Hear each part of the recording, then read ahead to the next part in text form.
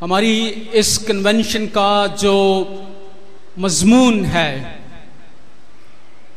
بحرانوں میں کس طرح سے خدا جو ہے وہ رہائی بخشتا ہے،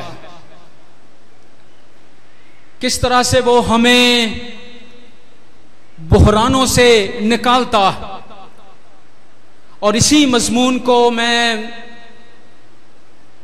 سیموئیل کی کتاب کے 18ویں 19ویں اور 20ویں باب کی روشنی میں کھولنا چاہتا ہوں، ایک شخص کے تجربے کی روشنی میں، جو اس کا شخصی تجربہ ہے کہ کس طرح سے خدا نے اس کو جو ہے وہ بحرانوں میں سے نکلنے پر جو ہے وہ اس کو فضل بخشا ہے۔ اور یہ جو بائبل کی شخصیت ہے، جو کریکٹر ہے بائبل کا، وہ بڑا مشہور ہے۔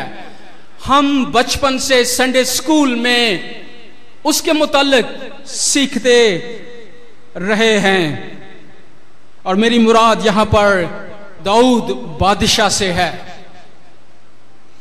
جو ہی ہم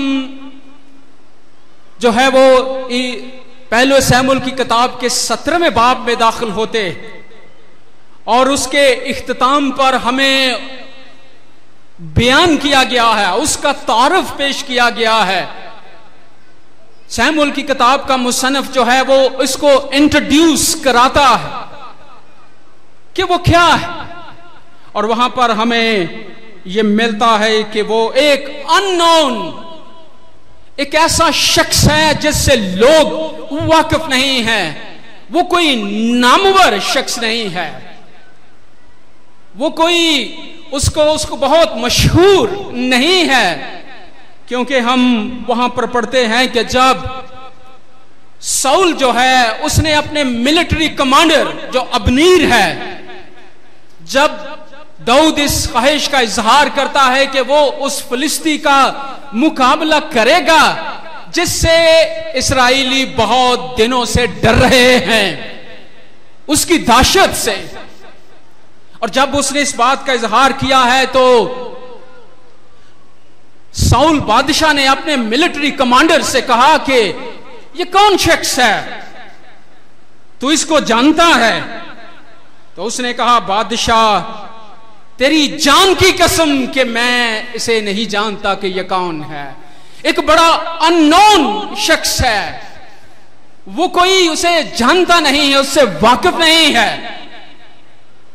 اور ہم یہاں سے اس کا آغاز دیکھتے ہیں کہ اس کے ایک سفر کا آغاز ہو رہا ہے کہ کس طرح سے وہ اننون سے نون ہو جائے گا، ایک نہ جانے والی شخصیت جو ہے وہ کس طرح سے اب سربلند ہو جائے گا، نامور ہو جائے گا، ستودہ ہو جائے گا وہ۔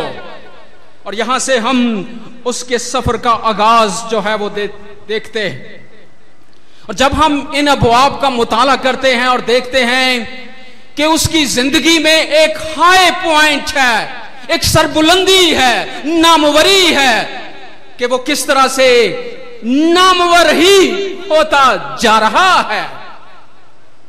لیکن یہ تو اچھا ہے، اور ہم بھی اس کو پڑھ کر خوش ہوتے ہیں اور اس بات کو سوچتے ہیں کہ خدا ہمیں بھی اس طرح سے سربلند کرے، نامور کرے، ستودہ کرے۔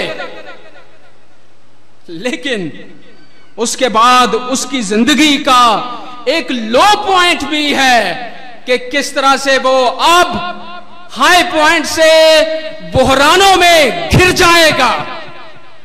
اور خاص طور سے میں اس ہائی پوائنٹ سے لو پوائنٹ کی طرف تیزی کے ساتھ بڑھوں گا تاکہ ہم اپنے مضمون کو اچھے طریقے سے سمجھ پائیں۔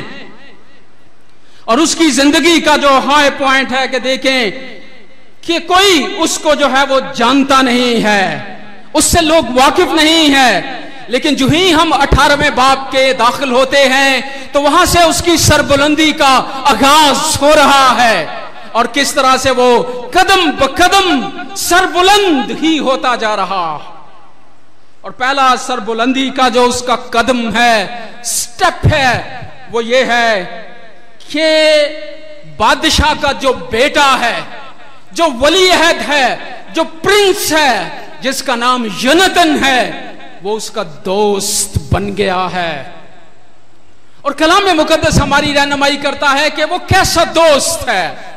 وہ کوئی عام نہیں ہے کہ عام دوست ہیں جو مشکل، تکلیف اور دکھ کے وقت جو ہے وہ بھاگ جائیں، چھوڑ جائیں، لیکن دوست کا اسی وقت اندازہ ہوتا ہے جب ہم مشکل میں ہیں، تکلیف میں ہیں اور دکھ میں ہیں۔ اور اس طرح کا دوست ہمیں وہ یہاں پر جو ہے وہ نظر آتا ہے۔ اور وہاں پر لکھا ہے کہ یونتن کا دل داؤد کے دل سے ایسا مل گیا کہ یونتن اس سے اپنی جان کے برابر محبت کرنے لگا ہے۔ واٹ اے فرینڈ، کیسا دوست اس کو جو ہے وہ ملا ہے۔ اور یہ داؤد کے لیے کوئی عام بات نہیں ہے۔ شہزادہ، ولی عہد، پرنس جو ہے وہ اس کا فرینڈ بنا ہے۔ اور آج بھی ہم اپنے کانٹیکسٹ میں دیکھیں، وزیر اعظم، صدر اور اس طرح کے جو عہدوں پر رکھنے والے لوگ ہیں، اگر ان کے بچے کسی کے دوست بن جائیں تو لوگ بڑی شان کے ساتھ یہ بتاتے ہیں کہ وزیر اعظم کا بیٹا میرا دوست، صدر کا بیٹا میرا، مجھے جانتا ہے، وہ میرا دوست۔ کسی بادشاہ کا بیٹے کا دوست ہونا کسی عام شخص کا یہ کوئی معمولی بات نہیں ہے، یہ غیر معمولی بات ہے۔ اور یہاں پر ہم دیکھتے ہیں کہ وہ اس کا دوست بن گیا ہے، اور ایسا دوست جو اس کا جگری، اس کا اچھا دوست ہے، بہترین دوست ہے، جو اپنی جان سے بھی زیادہ اس سے محبت کرتا ہے۔ اور ہم اس ساری کہانی سے واقف ہیں کہ کبھی بھی اس نے اس دوستی کے معیار کو گرنے نہیں دیا داؤد کی نظر میں۔ اور آپ اندازہ کریں کہ بعد میں ساؤل جو اس کا باپ ہے وہ اس کا دشمن اور بیٹا اس کا دوست، کیسا اس کے لیے خدا کی جو مہربانی ہے، اس کی ستودگی ہے، اس کا نامور ہو جانا کہ ولی عہد، پرنس اس کا جو ہے وہ دوست بن گیا۔ اور پھر آگے چل کر جب ہم اس کہانی میں دیکھتے ہیں کہ اس کا نہ صرف پرنس اس کا دوست بنا ہے، لیکن بادشاہ نے، دوسری آیت دیکھیں تو جو ساؤل بادشاہ ہے اس نے جو ہے وہاں پر لکھا ہے کہ ساؤل نے اس دن سے اسے اپنے ساتھ رکھا ہے اور پھر اسے اس کے باپ کے گھر جانے نہ دیا۔ یعنی اب وہ ایک عام شخص جو ہے کس طرح سے محل میں داخل ہوتا ہے اور بادشاہ کا ایک خاص شخص جو ہے وہ بن جاتا ہے۔ اور اس آیت سے ہمیں یہ کلو ملتا ہے، ہم اس بات کا بخوبی اندازہ لگا سکتے ہیں کہ کوئی محل میں اس کو خاص پوزیشن دی گئی ہے، خاص عہدہ دیا گیا ہے اور وہ بادشاہ کے بڑا قریب ہے۔ آج کل لوگ کہتے ہیں کہ وزیر اعظم صدر کی کچن کیبنٹ ہے، اس کے کچھ خاص مشیر ہیں، خاص قریبی لوگ ہیں جو اس کے بہت قریب رہتے ہیں، اور اس طرح سے محل میں اس کو بھی ایک خاص پوزیشن جو ہے وہ دی گئی ہے۔ آپ اندازہ کریں ابنیر کے بیان سے کہ بادشاہ میں نہیں جانتا کہ یہ کون ہے، who is this guy؟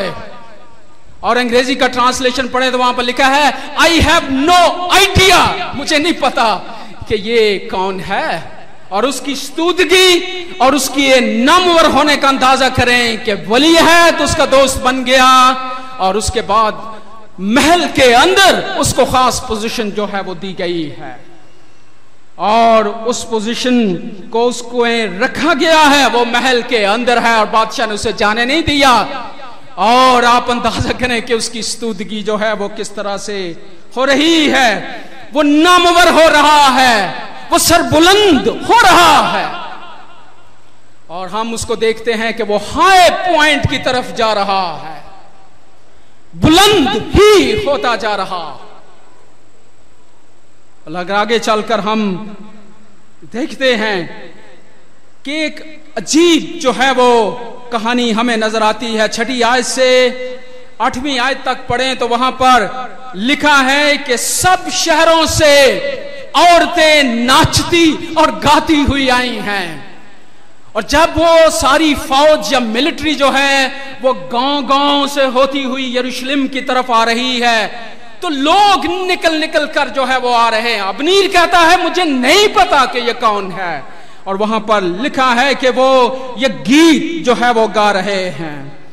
اور کلام میں لکھا ہے کہ وہ ساؤل بادشاہ کے استقبال کو نکلی ہیں، لیکن وہاں پر انہوں نے ایک موازنہ پیش کیا ہے، ایک کمپیریزن ہے ساؤل کا اور داؤد کا.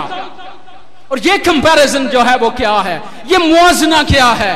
اور اس موازنے میں ہم دیکھتے ہیں کہ انہوں نے کہا، انہوں نے یہ گیت گایا اور اس موازنے کو جو ہے وہ پیش کیا کہ ساؤل نے تو ہزاروں کو پر داؤد نے لاکھوں کو جو ہے وہ مارا. ایسا اس نے کیا نہیں ہے. اور یہاں پر یہ استعاراتی زبان ہے. ایک ہی واقعہ ہے اس سے پہلے جو جاتی جولیت کا ہمیں نظر آتا ہے.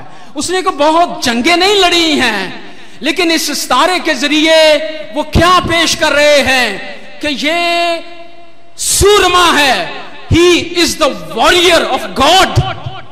وہ خدا کا سورما ہے، واریر ہے.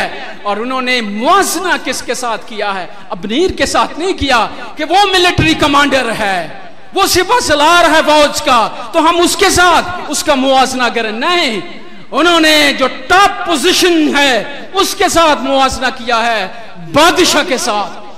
آپ اندازہ کریں کہ بادشاہ کے دل پر کیا گزری ہوگی کہ میں نے اتنی جنگیں لڑی ہیں، میں ان کا محافظ ہوں، میں ان کو بچا رہا ہوں، اور میں نے بہت جو ہے وہ کیا ہے، اور میرے لیے یہ کیا گا رہی ہیں. اب داؤد کی ستودگی اس کے نامور ہونے کا ہم اندازہ کر سکتے ہیں یہاں پر کہ وہ کیا ہے اور اب کیا وہ بن گیا، اور کس طرح سے وہ نامور ہی ہوتا جا رہا ہے، ستودہ ہی ہوتا جا رہا ہے، سربلند ہی ہوتا جا رہا ہے. کلائمیکس ہے اس کی زندگی میں. اور اس بات کا اندازہ اس ٹیکسٹ سے ہم بخوبی لگا سکتے ہیں. یہ ہائی پوائنٹ ہے اس کی زندگی میں، اور ہم بھی اش کر جاتے ہیں. واہ کیسی ستودگی ہے، کیسا نامور ہونا ہے کہ وہ کتنی تیزی کے ساتھ ان بلندیوں کو چھو گیا. لیکن یہ تو ٹھیک ہے کہ وہ ہائی پوائنٹ ہے اس کی زندگی میں، سربلندی ہے، نامور ہونا ہے. لیکن اس کے بعد جو ہی ہم آگے 12ویں آیت میں اسی باب کے داخل ہوتے ہیں تو پھر اس کی زندگی میں لو پوائنٹ یعنی بحرانوں کا آغاز ہوتے ہوئے ہم دیکھتے ہیں کہ کس طرح سے اس کی زندگی اب بحرانوں سے بھر جائے گی، اور ایک بحران کے بعد دوسرا بحران، تیسرا بحران، چوتھا بحران، اور بحران ہی بحران ہے، کرائسس جس کو ہم انگریزی میں کہتے ہیں. اور جو مضمون کنونشن کمیٹی نے ہے کہ بحرانوں میں کس طرح سے خدا ہمیں جو ہے وہ سنبھالتا ہے، رہائی دیتا ہے، ڈیلیورنس ان کرائسس. کہ جب ہم بحرانوں میں سے گزرتے ہیں، اور میں آج 4 بحرانوں کا ذکر کرنا چاہتا ہوں جو داؤد کی زندگی میں ان ابواب میں ہمیں نظر آتے ہیں. اور پہلا جو بحران اس کی زندگی میں ہے، کرائسس اس کی زندگی میں آیا ہے کہ اب اس کی زندگی کا لو پوائنٹ شروع ہونے والا بحران اب اس کی زندگی میں آنے لگے ہیں. اور پہلا بحران جو ہے وہ ہم دیکھتے ہیں کہ وہ ہمیں 13ویں آیت میں ملتا. اور خاص کر جب ہم 13ویں آیت کو پڑھتے ہیں تو پھر ہم دوسری آیت کے ساتھ اس کو ملا کر پڑھیں تو پھر آپ کو اس بحران کا اندازہ ہوگا کہ یہ کیسا ہے. دوسری آیت میں ہم نے پڑھا ہے اور دیکھا ہے کہ اس کو کوئی خاص پوزیشن، خاص عہدہ، خاص جو ہے وہ پوزیشن محل کے اندر دی گئی، اور وہ بڑی سربلندی پر ہے، محل کے اندر سرفرازی اس کو بخشی گئی ہے. اور وہاں پر لکھا ہے کہ بادشاہ جو ساؤل ہے اس نے اس کو اپنے ساتھ جو ہے وہ رکھا ہے. اور انگریزی میں جب ہم پڑھتے ہیں تو وہاں پر لکھا ہے the Saul kept David with him. اس نے اس کو اپنے ساتھ رکھا ہے, اپنے قریب رکھا ہے. لیکن جو ہی ہم 13ویں آیت پڑھتے ہیں تو وہاں پر لکھا ہے کہ ساؤل نے اسے اپنے پاس سے جدا کر دیا.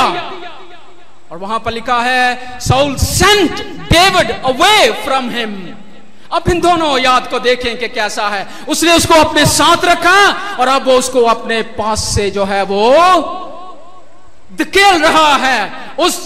اور یہ آیت ہماری مدد کرتی ہے اور یہ کلو ہمیں ملتا ہے کہ وہ پوزیشن, وہ عہدہ اس سے جو ہے وہ لے لیا گیا ہے. اور ہم اس کو کہہ سکتے ہیں کہ he lost his position. اپنا عہدہ جو ہے اس کا چھن گیا ہے, وہ رتبہ جو ہے اس سے لے لیا گیا ہے. پوزیشن اس کی زندگی میں عجیب بحران ہے. اس کا آغاز کیسے ہو رہا, اس کی زندگی میں عجیب طریقے سے ان بحرانوں کا ہے. پوزیشن, عہدہ ہم سب کے لیے جو ہے کبھی کبھی بڑی اہمیت ہے اس کی. اور لگتا ہے کہ ساؤل نے اس کو ایسے کیا کہ وہ پہلے اس کو سیڑھی پر چڑھاتا ہی جا رہا ہے. اور آج جو سیڑھی ہے جب وہ بالکل اس کے اوپر والے جو ہے وہ حصے میں پہنچ گیا ہے تو پھر ساؤل اس سیڑھی کو نیچے سے کھینچ لیتا اور وہ اس کو نیچے گرا دیتا ہے کہ نہیں, مجھے نہیں چاہیے, میں تجھے دیکھنا نہیں چاہتا اس محل میں. Go away from me. میرے پاس سے دور چلا جا. اور اس طرح سے اس کی زندگی میں یہ بحران جو ہے کہ اس کی پوزیشن, اس کا عہدہ, اس کا رتبہ جو ہے وہ چلا گیا, چھین لیا گیا.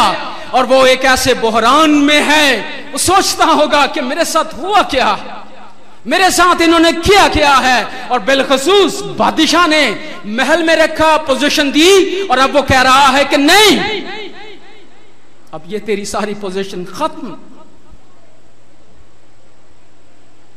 اور اس کی زندگی میں یہ بحران ہم دیکھتے ہیں کہ پوزیشن اور عہدہ سارا کچھ جو ہے وہ چلا گیا ہے. He lost his position. اور وہ آسمان سے نیچے گر گیا ہے زمین پر, اور اس بحران میں ہے وہ. اور یہاں پر ہم اس بحران کو جو ہے وہ دیکھتے ہیں. اس نے اپنے پاس سے جدا کر دیا اس کو کہ مجھے نہیں چاہیے. اور اس کی پوزیشن, اس کا عہدہ, کیونکہ وہ بادشاہ ہے, وہ چھین سکتا ہے, اور اس سے چھین لیا گیا اور اس کو نیچے گرایا گیا ہے. He lost his position. اس کا عہدہ, اس کا رتبہ اس سے لے لیا گیا ہے. یہ پہلا بحران ہمیں یہاں پر جو ہے وہ دکھائی دیتا ہے اس کی زندگی میں. لیکن اس کے ساتھ جب وہ اس بحران میں گرا ہے تو اس بات کا اندازہ ہوتا ہے کہ یہاں بات رکے گی نہیں. اب ان بحرانوں کا آغاز تو ہوا ہے, لیکن اب وہ بات اس سے آگے بڑھ جائے گی. اور اس کو ہم دیکھتے ہیں کہ دوسرا بحران جو ہے وہ ہمیں 19ویں باب میں جا کر جو ہے وہ دکھائی دیتا. اور وہاں پر ہم دیکھتے ہیں کہ اس کا ایک خاندان اس وقت تک بن گیا ہے. اور وہ خاندان کیسا ہے, وہ اس کی فیملی ہے. اور خاندان یہ ہے کہ وہ بادشاہ کا داماد بن گیا, اور اس کی بیٹی میکل سے اس کی شادی ہوئی. اور یہ جب ہم اس سارے حوالے کو جو ہے وہ دیکھتے ہیں اور پھر ہمیں اندازہ ہوتا ہے کہ پیچھے چل کر ہم سیموئیل کی کتاب کا پہلا سیموئیل اور اس کا 18واں باب دیکھیں تو ہمیں یہ اندازہ ہوتا ہے کہ وہ بادشاہ کا داماد کیسے بنا, اس کے خاندان کیسے حاصل کیا, کیسا وہ خاندان والا بنا. اس کے لیے اس کو بہت قیمت ادا کرنا پڑی ہے. اور قیمت ادا کر کے, کیونکہ بادشاہ نے اس کے لیے ایک پھندا لگایا ہے اپنے لوگوں سے مل کر کہ میں ایک قیمت رکھوں گا کہ اگر یہ 100 فلسطی مارے تو پھر میری بیٹی سے شادی کر سکتا ہے. کیسی عجیب سی شرط بادشاہ نے اس کے لیے رکھی ہے. ہم پڑھ کر بھی حیران ہو جاتے ہیں کہ کوئی بادشاہ نے کوئی سونا, کوئی چاندی, کوئی دولت نہیں. بادشاہ کہہ رہا ہے کہ نہیں, 100 فلسطینیوں کی جان, ان کی کھلڑی مجھے چاہیے. بہت خون اس نے مانگا ہے اس سے، اور وہ اپنی جان پر کھیل گیا۔ اس بات کا بادشاہ کا اندازہ تھا کہ یہ کہاں سے کرے گا، جائے گا اور ضرور مرے گا، اور ضرور مرے گا یہ۔ اور اس اعتبار سے اس نے یہ شرط اس کے سامنے، یہ کنڈیشن رکھی ہے اس کے سامنے، اور ہم دیکھتے ہیں کہ داؤد نے اس کنڈیشن کو پورا کیا، اس شرط کو جو بادشاہ نے رکھی اس کو پورا اس نے 100 نہیں بلکہ 200 اور آپ لوگوں کی کھلڑیاں وہ لے آیا، اور یہ اس نے اس دلہن کو حاصل کرنے کے لیے جس کی وہ قیمت ادا کی ہے، تو یہ خاندان اس کے لیے کتنا قیمتی ہے، کیونکہ اس کے لیے وہ اپنی جان پر کھیل گیا ہے، اور قیمتی ہے میکل اس کے لیے بہت زیادہ۔ اور اس بات کا اندازہ ہم اس نے جو قیمت دی ہے اس کے لیے، اور وہاں پر ہمیں ٹیکسٹ میں یہ بھی ملتا ہے کہ میکل اس سے بہت محبت کرتی ہے، اور 19ویں باب میں ہم دیکھتے ہیں کہ ایک بیوی نے اپنا حق ادا کیا ہے، ایک طرف باپ ہے، ایک طرف اس کا جو ہے وہ خاوند ہے، اور اس کو یہ پتا چل گیا کہ میرا باپ اس کو مارنا چاہتا ہے، اور میکل نے اس بات کو اس تک پہنچایا، اور پھر کھڑکی سے دیوار کی اس طرف اس کو جو ہے وہ نیچے بھاگنے کے لیے مدد کی کہ وہ بچ جائے، اس کی جان جو ہے وہ بچ جائے۔ جان تو اس کی بچ گئی، اور میکل نے اپنا حق بھی اچھا ادا کیا ہے، لیکن اس کے لیے داؤد کو اور میکل دونوں کو جو ہے وہ ایک قیمت چکانی پڑے گی، اور وہ بڑی ٹیکسٹ بڑی واضح ہمیں بتاتا ہے کہ کیا قیمت ادا کی ہے، کہ وہاں پر لکھا ہے کہ ساؤل جو ہے وہ بہت ناراض ہوا اپنی بیٹی کے ساتھ کہ تو نے مجھ سے دغا کیا ہے، دھوکہ دیا ہے، اور تیری وجہ سے وہ میرے ہاتھ سے بچ نکلا۔ اور وہاں پر آگے چل کر ہم سیموئیل کی کتاب کے 25ویں باب میں اور اس کی 44ویں آیت پڑھیں تو آپ دیکھیں کہ ساؤل نے کیا ہے، کیا قیمت چکانی پڑی ہے داؤد کو اور میکل کو، کہ وہ خاندان اس سے چھین لیا گیا ہے۔ اور وہاں پر لکھا ہے کہ جو جلیمی فلتی کے ساتھ اس کو بیاہ دیا گیا، اس کی دوسری شادی کر لی گئی، اور اس کا خاندان جو داؤد کا قیمتی ہے وہ اس سے چھین لیا گیا ہے۔ یہ اس کی زندگی کا ایک دوسرا بحران، He lost his family position اس کی جاتی رہی، اس کا خاندان اس سے لے لیا گیا ہے۔ عجیب بحران ہے زندگی کا۔ وہ خاندان، اس کا شرازہ کہ اس کے باپ نے اس کی شادی ایک اس کو سزا دی ہے، اور داؤد کو بھی کہ وہ اس کا خاندان بکھیر دیا ہے، چھین لیا ہے اس سے۔ اور آپ دیکھیں کہ اس کی زندگی کا کیسا بحران ہے۔ اگر ہم اپنے آپ کو اس پوزیشن پر، اس جگہ پہ دیکھیں کہ اگر ہمارے ساتھ ایسا ہو تو کیسا ہم سوچیں گے، کیسی ہم شکایت اور شکوہ کریں گے کہ کیا ہوا میرے ساتھ کہ اتنی بڑی سزا کہ میرا خاندان مجھ سے چھین لیا گیا ہے۔ پوزیشن اور اس کے بعد خاندان، فیملی، تو ہم یہ کہہ سکتے ہیں کہ he lost his position and he lost his family، اور خاندان بھی چلا گیا۔ کتنا عجیب بحران ہے اس کی زندگی میں، ایک بحران اور دوسرا بحران اس کی زندگی میں جو ہے وہ آ رہا ہے۔ لیکن ان بحرانوں کا سلسلہ اب رکے گا نہیں، اور آگے ایک بحران کے بعد دوسرا بحران جو ہے وہ آ رہا ہے۔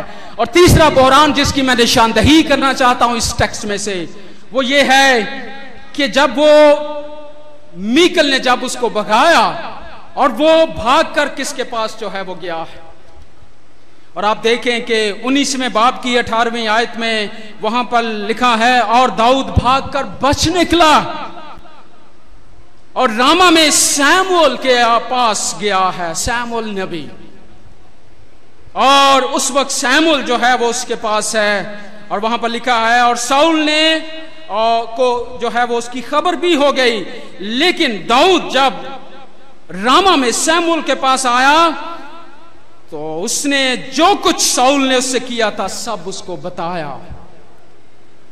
میں یہ سوچ رہا تھا کہ ان حالات میں اگر موت آپ کا تعاقب کر رہی ہے اور وہاں پر کون ہے؟ ملٹری، پوری ملٹری جو ہے وہ لگی ہوئی ہے اس کے پیچھے، اور وہ اس کے لیے بچنے کا کوئی راستہ نہیں ہے. اور ان حالات میں ہم سوچتے ہیں کہ ہمیں جو ہے وہ اپنے گھر والوں کے پاس جانا چاہیے. ہم اپنے بھائیوں، اس کے بھائی بھی تھے، اس کی فیملی تھی، وہ ہو چاہتا، اس کو چاہیے تھا کہ وہ یسی کے پاس جاتا، وہ اپنے باپ کو بتاتا کہ دیکھ میرے ساتھ کیا ہو رہا ہے، میرے پیچھے ایک طرح کی موت جو ہے وہ میرا تعاقب کر رہی ہے، سائے کی طرح وہ میرے پیچھے ہے، پوری ملٹری، بادشاہ پوری طاقت کے ساتھ میرے پیچھے لگا ہوا. وہ وہاں نہیں گیا، وہ اپنے باپ کے گھر نہیں گیا. عجیب، یہاں پر ہمیں اس بات کا اندازہ ہوتا کہ وہ باپ کے، وہ سیمول کے پاس جو ہے وہ گیا ہے. تو اس سے ہم بخوبی اندازہ لگا سکتے ہیں کہ داؤد اور سیمول کا کیسا تعلق ہے. واٹ اے ریلیشن شپ. ہم اس کو کہہ سکتے ہیں کہ سیمول اس کا اسپرچول مینٹور ہے، روحانی استاد ہے، گرو ہے اس کا. اور اس نے سوچا کہ یہ وہ شخص ہے جس کے پاس اب میں جا سکتا ہوں، جس کو میں اپنا حال بیان کر سکتا ہوں. جب ہم ان حالات میں ہوتے ہیں، ایسے بحرانوں میں ہوتے ہیں، تو پھر ہم جو ہے وہ ان لوگوں کی تلاش کرتے ہیں، ان کی نشاندہی کرتے ہیں کہ کون اس بحران میں جس کے ساتھ میں اپنا دکھ اور درد بانٹ سکوں. جب ہم مشکل اور تکلیف میں ہوتے ہیں تو سب چھوڑ جاتے ہیں ہمیں.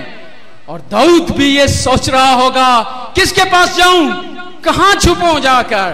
اور وہاں پر لکھا ہے کہ وہ سیدھا سیمول کے پاس جو ہے وہ گیا، اور اس کا ایک تعلق ہے، ایک رشتہ ہے کہ وہ اس کا اسپرچول مینٹور ہے، اس کا روحانی استاد ہے. اور وہاں پر جا کر اس نے اس کو سب کچھ بتایا. دیکھ بادشاہ کیا کر رہا ہے جس کو تو نے مسخ کیا ہے، میں نے کیا اس کا گناہ کیا ہے، کیا قصور کیا ہے کہ وہ میری جان کا دشمن ہے، وہ مجھے مارنا چاہتا ہے.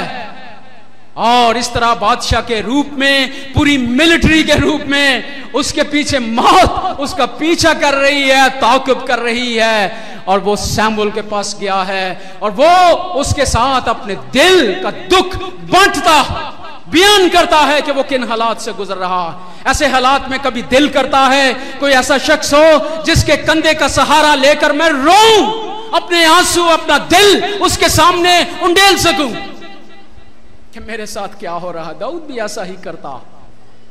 اور کبھی کبھی ہمیں ایسے لوگ ملتے نہیں ہیں، ایسے دوست، ایسے اسپرچول مینٹورز، ایسے روحانی استاد.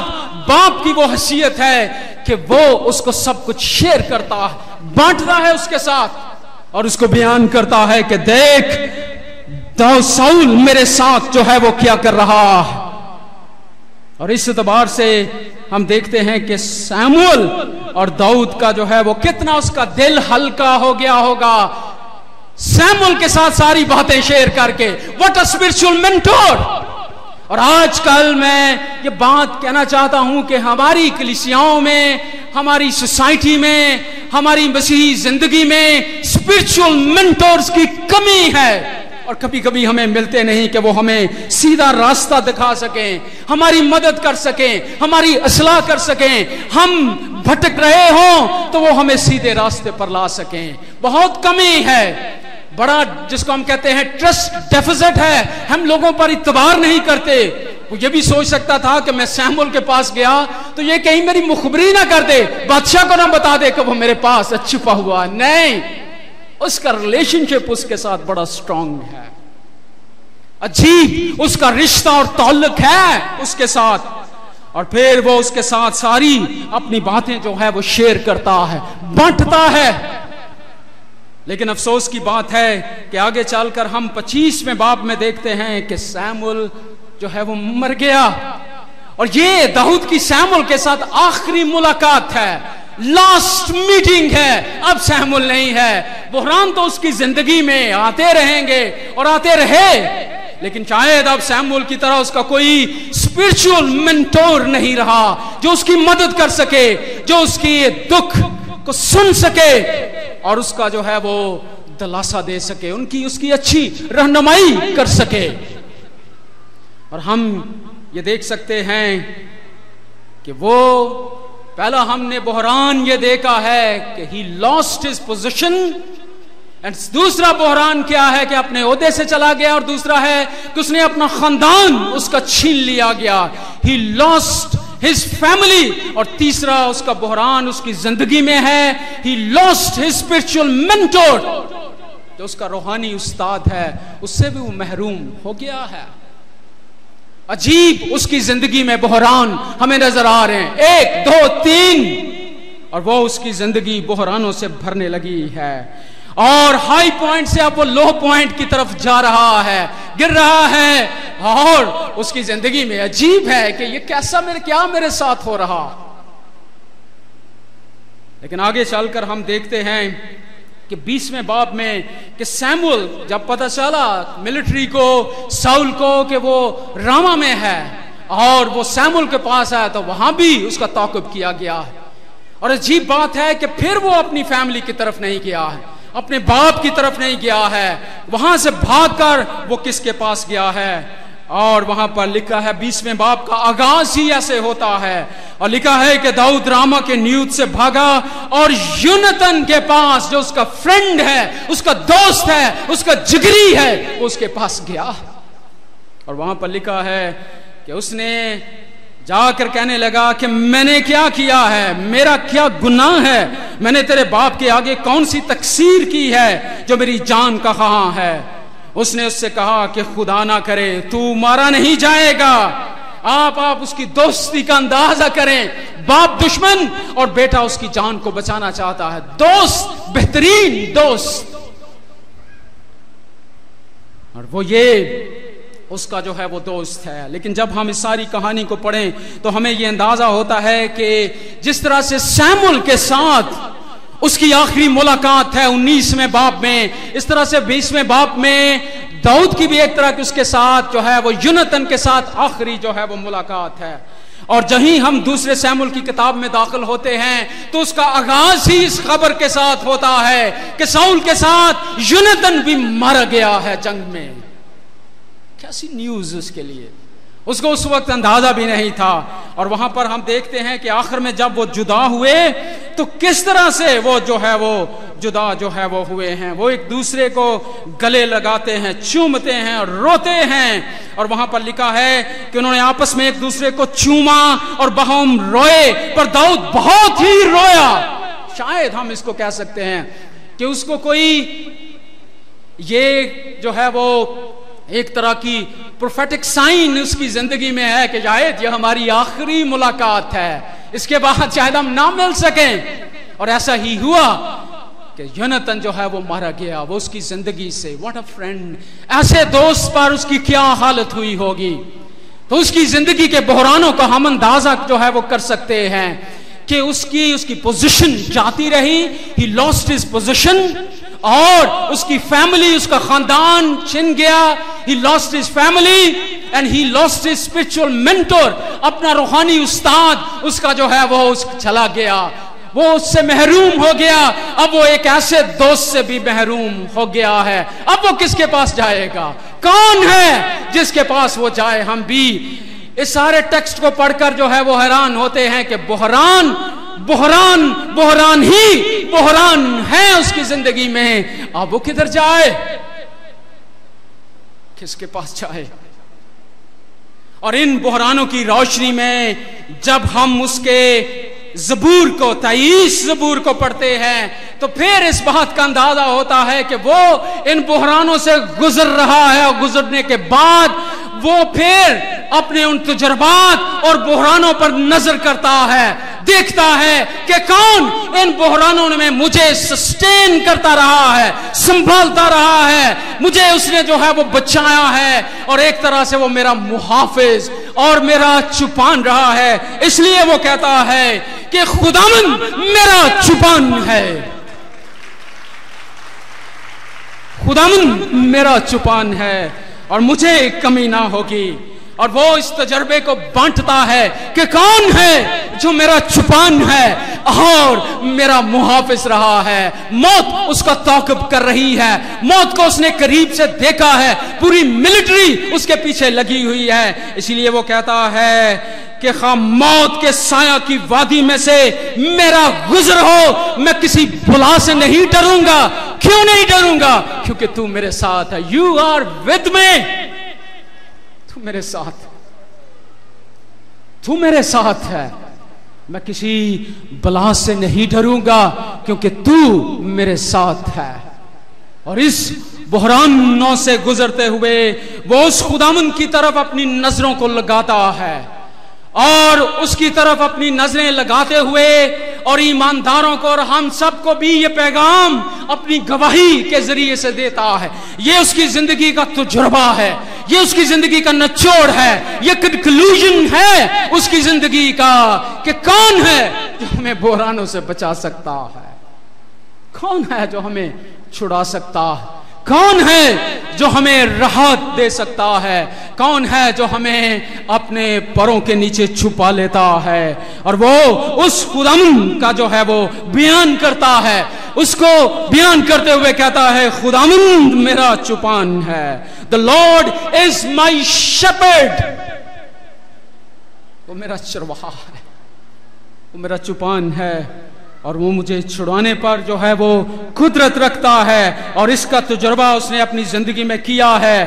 اس نے اپنی زندگی میں دیکھا ہے کہ ہماری پوزیشن چلی جائے, کچھ بھی نہ رہے, ہماری فیملی سب کچھ چلا جائے, اسپرچول مینٹورز, فرینڈ, سب کچھ, لیکن ہمیں اپنی آنکھیں اپنے خداوند کی طرف جو ہے وہ لگانی چاہیے. اور میں تیزی کے ساتھ اپنے واعظ کے اختتام کی طرف پہنچ رہا ہوں, اور اس کے ساتھ ہم اس بات کو دیکھتے ہیں کہ یہی جو پرانے عہد نامے داؤد کو جو ہے وہ دیکھتے ہیں کہ وہ کہتا ہے کہ خداوند میرا چپان ہے, میرا چرواہا ہے. اور یہی ٹائٹل نئے عہد نامے میں یوحنا کی انجیل کے 10ویں باب میں خداوند یسوع مسیح نے اپنے لیے استعمال کیا ہے. اور اس نے اس وقت شاگردوں کو اور آج مجھے اور آپ کو اور دنیا کے تمام ایمانداروں کو وہ کہہ رہا ہے کہ میں اچھا چرواہا ہوں. I am the good shepherd. اچھا چرواہا میں ہوں.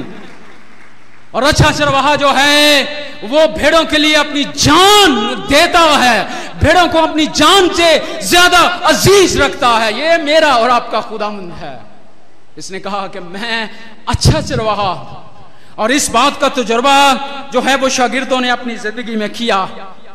اور ہم مرکز کی انجیل کے 4 باب کو پڑھتے ہیں تو وہاں پر مرکز کی انجیل کے 4 باب کے اختتام پر وہاں پر ہمیں ملتا ہے کہ خداوند نے جب وہ کفرنہوم میں جو ہے وہ شاگردوں کے ساتھ اس نے بہت ساری تماثیل میں کلام کیا, بہت بڑی بھیڑ سے اس نے خدا کی بادشاہی کے بارے میں ان کو بتایا. اور پھر خداوند نے ایک دم سے کہا کہ آؤ ہم پار چلیں. اور وہاں پر لکھا ہے کہ وہ دکوپلس اور جو 10 شہر ہیں ان کے طرف وہ چل نکلا, اور اس نے اپنے شاگردوں کو ساتھ جو ہے وہ لیا کہ اب صرف یہودیوں کو ضرورت نہیں ہے اس کلام کی, بلکہ وہ غیر اقوام کی طرف بھی اس انجیل کو, اس خدا کی خوشخبری کو, خدا کی بادشاہی کی منادی کو کرنے کے لیے وہ شاگردوں کے ساتھ نکلا. لیکن عجیب وہاں پر ایک جو ہے وہ واقعہ ہوا, اور ہم وہاں پر دیکھتے ہیں کہ مرکز کی انجیل کے 4 باب میں ہم اس بات کو جو ہے وہ دیکھتے ہیں کہ شاگردوں کے ساتھ جو ہے وہ کیا ہوا.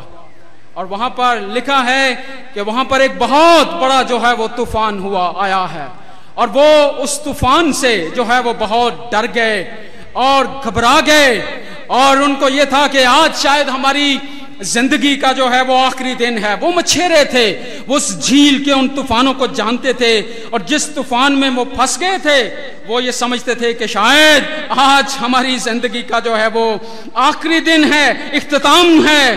اور وہاں پر وہ بہت زیادہ جو ہے وہ ڈر گئے, اور انہوں نے خداوند کو جگایا اور انہوں نے کہا کہ آئے استاد, رب آئے, تو ہمارا گرو استاد ہے. اور انہوں نے اس طرح سے اس کو مخاطب کر کے کہا کہ تجھے فکر نہیں کہ کیا ہو رہا ہے, ہم مر رہے, ہم ڈوب جائیں گے, اور تجھے کوئی فکر نہیں ہے. اور کلام اور مرکز اس کی گواہی دیتا ہے اور کہتا ہے کہ اس نے اٹھ کر کیا کہا؟ ہوا کو ڈانٹا اور پانی سے کہا چپ رہ اور تھم جا. اور یہ بالکل وہی الفاظ ہیں جس طرح سے خداوند نے بدرو گرفتار سے کسی بدرو کو، ابلیس کو بولنے نہیں دیا اپنے سامنے، اسی طرح سے خداوند نے پانی کے شور اور ہوا کے اس آندھی اور طوفان کو کہا کہ تھم جا، چپ رہ. اور وہاں پر آگے چل کر ہمیں یہ ملتا ہے کہ خداوند وہاں پر لکھا ہے کہ وہ بڑا امن ہو گیا. لیکن خداوند نے کہا کہ کیوں ڈرتے ہو، کیوں ڈرتے ہو، کیوں ڈرتے ہو، اور اب تک ایمان نہیں رکھتے کہ میں تمہارے ساتھ ہوں. اور اسی لیے شاگردوں نے ایک بڑا سوال اٹھایا، یہ کون ہے؟ یہ استاد ہے، ربائے ہے، یہ کون ہے جس کا ہوا اور پانی بھی حکم مانتے ہیں، جو ڈانٹتا ہے؟ اور خداوند نے کہا کہ کیوں ڈرتے ہو، کیوں گھبراتے ہو؟ اس لیے کہ میں تمہارے ساتھ ہوں. I am with you. میں تمہارے ساتھ ہوں. کیوں گھبراتے اور کیوں جو ہے وہ ڈرتے ہو؟ اور وہ اپنے لوگوں کے ساتھ ان کے دکھوں، مصیبتوں اور بحرانوں میں ان کے ساتھ رہتا ہے. اکثر ہم بحرانوں میں سے گزرتے ہوئے اس بات کے لیے دعا زیادہ کرتے ہیں کہ خدا ہمیں بحرانوں سے نکال لے اور ہمیں رہائی دے، چھڑا لے ہمیں. لیکن جب ہم بحرانوں میں سے نکل جاتے، جب ہم ان میں سے نکل جاتے ہیں، تو پھر جب ہم اس تجربے پر دیکھتے ہیں، اس بات پر غور کرتے ہیں، تو ہمیں اندازہ ہوتا ہے کہ اگر خداوند ہمارے ساتھ نہ ہوتا، اگر خداوند میرے ساتھ نہ ہوتا، تو میں ان بحرانوں سے پجمردہ ہو جاتا، گر جاتا اور کبھی ان بحرانوں سے نکل نہیں سکتا. اور ہم اس کا تجربہ اپنی زندگی میں رکھتے ہیں اگر خداوند ہمارے ساتھ نہ ہو. اور اسی لیے خداوند نے یہ کہا ہے کہ نہ ڈر، نہ گھبرا. اور اسکالرز اور علماء جو ہیں وہ اس بات کا اندازہ لگاتے ہیں کہ تقریباً جو ہے وہ نئے نامے میں 365 دفعہ یہ خداوند کے الفاظ اس طرح سے کسی نہ کسی طور سے آئے ہیں، نہ ڈر، نہ گھبرا. یونانی میں آیا ہے میں فبو، نہ ڈر، نہ گھبرا. کیوں؟ کیونکہ میں تیرے ساتھ ہوں. اور اسی لیے خداوند نے اپنے شاگردوں سے کہا میں تمہیں یتیم نہ چھوڑوں گا، میں تمہیں کبھی جو ہے وہ تم سے دستبردار نہیں ہوں گا. دیکھو دنیا کے آخر تک ہمیشہ میں تمہارے ساتھ ہوں. یہ اس کا وعدہ ہے، اس خداوند کا جس نے یہ کہا ہے کہ زمین اور آسمان ٹل جائیں گے لیکن میرے منہ کی باتیں، میرے منہ کا کلام، میرے منہ کی باتیں ہرگز نہ ٹلیں گی. جس نے یہ کہا ہے نہ ڈر اور نہ گھبرا کیونکہ میں تمہارے ساتھ ہوں. اور ہمارا خداوند نہ صرف ہمیں دکھوں اور مصیبتوں سے نکلنے کے لیے آزاد کرتا ہے بلکہ وہ ہمارے ساتھ ان مصیبتوں میں گزرتا ہے اور ہمارے ساتھ رہتا ہے، ہمیں توفیق بخشتا ہے کہ ہم ان پر غالب آئیں اور ان پر غلبہ حاصل کریں. وہ ایسا خداوند ہے جو ان مصیبتوں میں سے گزرتا ہے. اور اس بات کی نشاندہی ہمیں خداوند نے خود مکاشفہ کی کتاب کے 2 باب میں سمرنا کی کلیسیا کو پیغام دیتے ہوئے جو کہا ہے، اس نے کہا کہ دیکھ میں اول اور آخر ہوں، جو مر گیا تھا اور زندہ ہوا ہوں. وہ یہ فرماتا ہے، اس کا یہ کلام ہے کہ میں تیری مصیبت اور غریبی کو جانتا ہوں. میں جانتا ہوں کہ تیری غریبی اور مصیبت کیا ہے. اگر ہم بائبل کے اصل متن میں اس سارے دیکھیں اس کلام کے حصے کو تو وہاں پر خداوند نے سر اپنے علم سے یہ بات نہیں کہی کہ ہاں مجھے پتا ہے، مجھے علم ہے. جس طرح سے لوگ اور UNO اور اس طرح کی بڑی بڑی آرگنائزیشن غریبی کا اندازہ لگاتی ہیں کہ یہ غریب لوگ ہیں کیونکہ یہ پاورٹی لائن ہے اور اس سے نیچے. ان کو کوئی تجربہ تو نہیں ہے، کبھی انہوں نے غریبی دیکھی تو نہیں ہے، کبھی انہوں نے بھوک برداشت نہیں کی، کبھی انہوں نے پیاس برداشت نہیں کی ہے، کبھی انہیں اندازہ نہیں غریبی ہوتی کیا ہے. غریب جانتا ہے کہ غریبی کیا ہے. اور خداوند نے کیا کہا؟ میں تیری غریبی کو جانتا ہوں. یعنی خداوند نے کہا کہ میں نے اس کا تجربہ کیا ہے، میں اس میں سے گزرا ہوں اور تمہاری مصیبتوں سے واقف ہوں کیونکہ میں اس میں سے گزرا ہوں. وہ اس تجربے میں سے گزر کر اپنے لوگوں کے لیے یہ پیغام دیتا ہے، ان کو تسلی دیتا ہے کہ دیکھو میں تمہارے ساتھ ہوں. اور میں تم سے ہرگز برداشت نہ کروں گا، کیونکہ مجھے اس کا تجربہ ہے، میں اس میں سے گزرا ہوں۔ کیسا ہمارا خداوند ہے، عجیب مشیر ہے وہ، کیسا خداوند ہے کہ وہ ہماری مصیبتوں میں ہمارے ساتھ ساتھ جو ہے وہ رہتا ہے، وہ ہمیں چھوڑتا نہیں ہے، وہ ہمیں بحرانوں پر غلبہ پانے کے لیے جو ہے وہ توفیق دیتا ہے۔ اور اسی لیے پالوس رسول جب اپنی بیماری دکھ کا اس کے سامنے اظہار کرتا ہے کہ خداوند سے میں نے 3 بار التجا کی ہے، التماس کی ہے، اپیل کی ہے کہ جو کانٹا میرے جسم میں چبھا ہے تو اس کو نکال دے۔ ہمیں یہ تو پتہ نہیں ہے کہ اس کو بیماری دکھ اس کی کیا ہے، لیکن وہ اس کا اظہار اس طرح سے کر رہا، لیکن جواب اس کو خداوند نے کہا کہ میرا فضل تیرے لیے کافی ہے، My grace is sufficient for you، میرا فضل تیرے لیے کافی ہے۔ اور یہی پیغام آج میرے اور آپ کے لیے ہے کہ ہمارا خداوند جو ہے وہ کیسا ہے۔ ہمیں بحرانوں میں سے نکلنے پر وہ کہتا ہے میرا فضل لو، میرا فضل تمہارے لیے کافی ہے، یعنی میں تمہارے ساتھ۔ اور اسی لیے اس نے کہا کیوں گھبراتے ہو، کیوں ڈرتے ہو؟ وہ میرے اور آپ کے ان شولڈرز پر، ان کندھوں پر روز ہاتھ رکھ کر، کسی نے کہا 365 دفعہ، اسی لیے یہ الفاظ استعمال ہوئے، ہر روز خداوند کا یہ وعدہ میرے اور آپ کے لیے۔ سال کے 365 دن ہیں، ہر کیلنڈر میں ہم اس وعدے کو یاد کر سکتے، اس وعدے کے لیے خدا کا شکر کر سکتے کہ کیسا اس کا جو وعدہ میرے اور آپ کے لیے ہے کہ نہ ڈر نہ گھبرا، میرا فضل تیرے لیے، ہم سب کے لیے کافی ہے۔ آئیے ہم اپنے سروں کو جھکائیں اور دعا مانگیں۔